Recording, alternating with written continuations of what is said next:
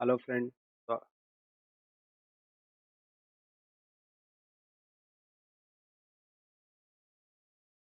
Hello friend, स्वागत है आपका अपने यूट्यूब चैनल एक्सपर्टेक पे। आज का टॉपिक है मल्टीमीटर। चैनल को लाइक और सब्सक्राइब कर लीजिए ताकि आपको लेटेस्ट अपडेट मिलता रहे। सबसे पहले बात करते हैं करंट की। तो करंट कितने टाइप्स के होते हैं? तो करंट दो टाइप के होते हैं, एक होता है एसी करंट और एक होता है डीसी करंट। डीसी करंट, चूंकि हम ऑटोमोबाइल की बात करें तो हमारे यहाँ क्या होता है, मैक्सिमम चीजें कंपोनेंट्स डीसी करंट पे काम करते हैं। तो हम बात कर सिर्फ डीसी करंट की करेंगे। ठीक है। अब नेक्स्ट आगे बढ़ें। तो मल्टीमीटर से क्या क्या नाप सकते हैं? तो मल्टीमीटर से हम वोल्टेज नाप सकते हैं, बैटरी वोल्टेज, चार्जिंग परफॉर्मेंस। इसके अलावा प्रतिरोध। प्रतिरोध किसमें नापते हैं? ओम से। कंटिन्यूटी, लगातार, यानी आपका तार लगातार है तो उसको कंटिन्यूटी बोला जाता है और कंटिन्यूटी का निशान ऐसा होता है। करंट, हम डीसी करंट भी मेजर कर सकते हैं मल्टीमीटर की सहायता से। अगर आपने मल्टीमीटर देखा होगा तो मल्टीमीटर में एक ब्लैक कलर का वायर होता है जिसको इस वाले में लगाते हैं, इस वाले पोर्ट में जिसमें ग्राउंड का निशान होता है। और रेड कलर का वायर इस वाले में लगाते हैं जिसमें वी, ओम और मिली एम्पियर लिखा होता है, ये वाला। इसके अलावा कंटिन्यूटी, कंटिन्यूटी इस तरीके से बना रहेगा। ओम, ओम का रेनी रेजिस्टेंस, रेजिस्टेंस वाला ये कॉलम है पूरा। और वोल्टेज का ये वाला है। जो भी मुझे मेजर करना है, हम क्या करेंगे, उस पोर्शन, उस रेंज को सिलेक्ट करेंगे। याद रखना रेंज।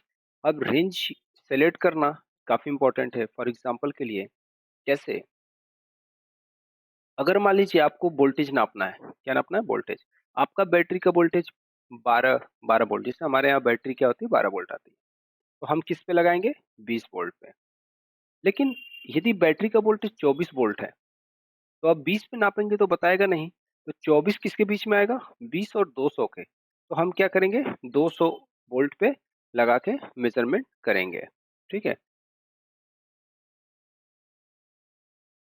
अगला बात करते हैं वोल्टेज की।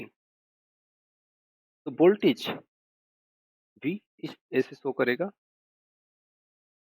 बैटरी का वोल्टेज मेजर करने के लिए हमें क्या करना है, मल्टीमीटर को बेसिकली, अगर आपका बैटरी का वोल्टेज 20 वोल्ट है, सॉरी 12 वोल्ट है, और आपको क्या करना है, 20 वोल्ट पे सेलेक्ट करना है।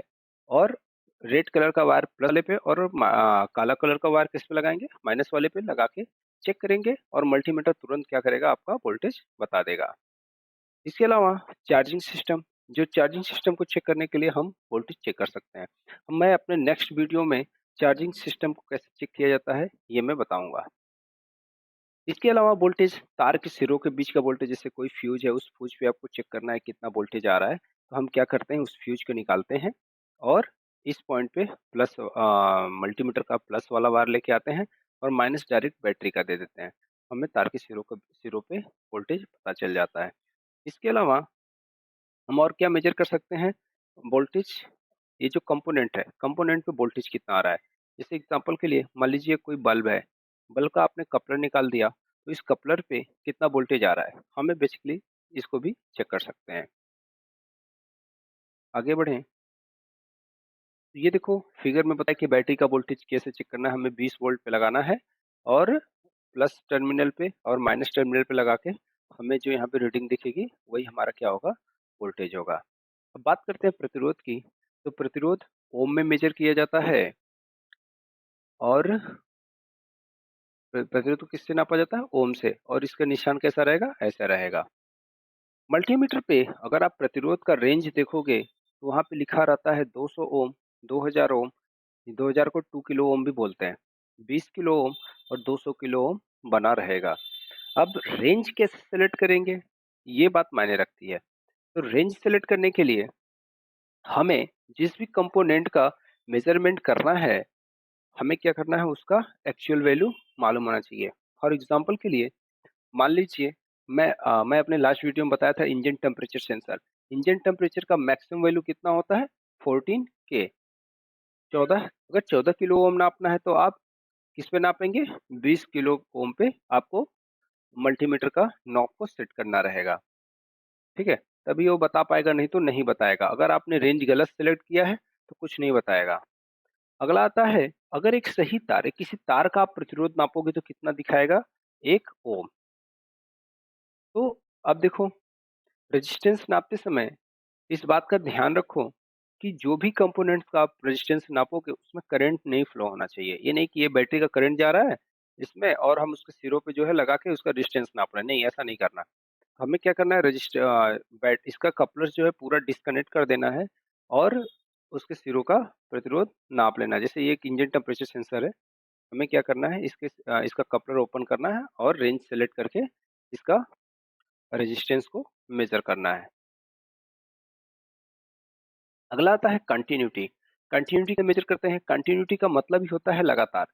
अगर ये कोई तार है, जैसा आप देख रहे हो यहाँ पे कोई तार है, इस तार का कंटिन्यूटी चेक करना है तो हमें क्या करना है, इस वाले पॉइंट पे लगाना है और इसके सिरों पर, तार के सिरों पर जैसे ही आप मल्टीमीटर का नॉब रखोगे, ये बीप का आवाज करेगा। जब ये बीप का आवाज करेगा तो आप समझ लीजिए हमारा तार क्या है, कंटिन्यूअस है। बीप के आवाज के साथ साथ यहाँ पर उसका रेजिस्टेंस भी शो करता है।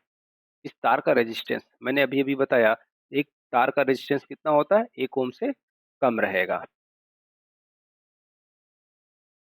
नेक्स्ट आता है क्रॉस कंटिन्यूटी कैसे चेक करें। तो याद रखो, अगर आपके पास कोई मल्टीमीटर है तो उस मल्टीमीटर से जैसे क्या होता है कि अगर यहाँ पे कोई एक सेंसर लगा है, जैसे एग्जांपल के लिए थ्रोटल पोजीशन सेंसर, तो थ्रोटल पोजीशन सेंसर और यहाँ पे क्या है, ईसीयू। और ईसीयू में अगर आप देखोगे तो यहाँ से 3 वायर गया है, 3 वायर ये कभी कभी आपस में शॉर्ट हो जाते हैं। तो हमें क्या करना पड़ता है, इसका कंटिन्यूटी। तो टीपीएस का कपलर खोल दीजिए, ईसीयू का कपलर खोल दीजिए, अब ये वायरिंग बिल्कुल फ्री हो गई। अब हमें क्या करना है, कंटिन्यूटी पे सेट करके एक नॉब यहाँ रखनी है और दूसरा नॉब कहाँ रखना है, यहाँ पे। जब नॉब रखेंगे तो बीप का आवाज आएगा। तो बेसिकली ये ठीक है। उसके बाद दूसरी बार क्या करेंगे, इसको यहीं लगा रखेंगे, दूसरा वाला यहाँ पे लगा देंगे। जिससे क्या होगा, आपका बीप का आवाज आना बंद हो जाएगा। लेकिन अगर आपकी वायरिंग शार्ट है, जैसे इस फिगर में दिखा रहा है, अगर वायरिंग शार्ट है, आपने एक इसको लगाया और एक इस पे लगाया तो बीप का आवाज बचेगा। लेकिन जब आप इस पे भी लगाओगे तो भी आपको क्या करेगा, बीप का आवाज शो करेगा, जैसे कि यहाँ पे शार्ट दिखा रहा है। ठीक है, तो ये बीप का आवाज आपको सुनाई देगा। अगर बीप का आवाज दोनों तार में आ रहा है तो इसका मतलब वायरिंग शॉर्ट है। उस वायरिंग को खोलकर आपको क्या करना चाहिए, रिपेयर करना चाहिए। अब कुछ छोटा सा क्वेश्चन आंसर सेट। सबसे पहला, करंट कितने प्रकार का होता है? तो करंट दो प्रकार का होता है, एक होता है एसी और एक होता है डीसी। चिन्हों का पहचान करिए, ये किस चीज का चिन्ह है, वोल्टेज का, डीसी वोल्टेज का, ये प्रतिरोध का, ये कंटिन्यूटी का, और लास्ट करंट का, डीसी करंट का। बाइक और कार कार में बैटरी का वोल्टेज कितना होता है? 12 वोल्ट की बैटरी लगाई जाती है। 12 वोल्ट की बैटरी को चेक करने के लिए मल्टीमीटर को कितने पे लगाते हैं? 20 वोल्ट पे लगाते हैं। प्रतिरोध क्या होता है?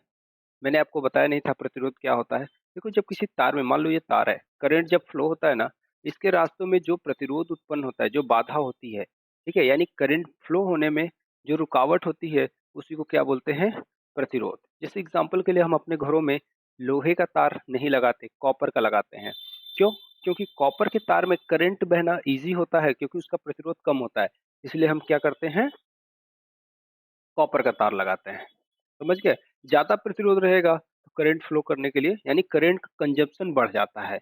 जैसे एग्जांपल के लिए हीटर, आपको अगर हीटर चलाएंगे तो उसका प्रतिरोध ज्यादा रहता है। इसके वजह से क्या रहेगा, उसमें पावर ज्यादा कंज्यूम होता है। एक तार का प्रतिरोध कितना होता है? मैंने बताया था 1 ओम से कम होता है। प्रतिरोध को ओम से नापा जाता है। किसमें नापा जाता है? ओम में नापा जाता है। ठीक है। अगला आता है, मल्टीमीटर पे प्रतिरोध का कौन कौन सा रेंज बना होता है? तो मल्टीमीटर पे 200 ओम, 2000 ओम, 20 किलो ओम, 200 किलो ओम का रेंज बना होता है। इसके अलावा पूछ रहा है कंटिन्यूटी से क्या समझते हैं? कंटिन्यूटी मतलब होता है लगातार। यदि किसी तार का कंटिन्यूटी चेक करना है तो कंटिन्यूटी पे लगाएंगे, तो आपको अगर बीप का आवाज सुनाई देता है तो आपका तार कंटिन्यूटी है। कंटिन्यूटी का निशान कैसा होता है? इस तरीके का निशान होता है, जैसा ऐसा बना रहेगा। ठीक है। नेक्स्ट आता है, यदि कोई तार टूटा है और हम उसकी कंटिन्यूटी चेक करें तो आवाज आएगी? तो आवाज नहीं आएगी, क्योंकि तार बीच से टूट चुका है। अगला आता है, क्रॉस कंटिन्यूटी कैसे चेक करते हैं? तो क्रॉस कंटिन्यूटी कैसे चेक करते हैं, एक पे लगा के रखते हैं और दूसरे वाले तार पे भी चेक किया जाता है। अगर बीप की आवाज आ गई मतलब वायरिंग शार्ट है। ओके, चैनल को सब्सक्राइब कर लीजिए। आज के लिए बस इतना ही। Thank you.